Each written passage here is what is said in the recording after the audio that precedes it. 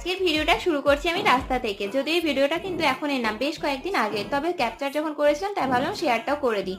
যেহেতু আমাদের আনন্দের সমস্ত মুহূর্তগুলোই মোটামুটি তোমাদের সাথে শেয়ার করি তাই। তো বলো তো এখন আমরা কোথায় আছি? তো যারা বুঝতে পারছো না তাদের বলে দিই।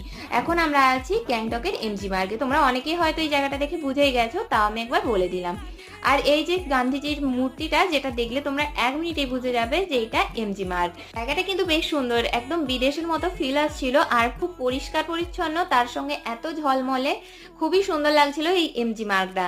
আর এদিকটায় এসে দেখো পুরো নিউ মার্কেটের মতো লাগছিল, মানে কলকাতার যে নিউ মার্কেট রয়েছে ওটার মতো।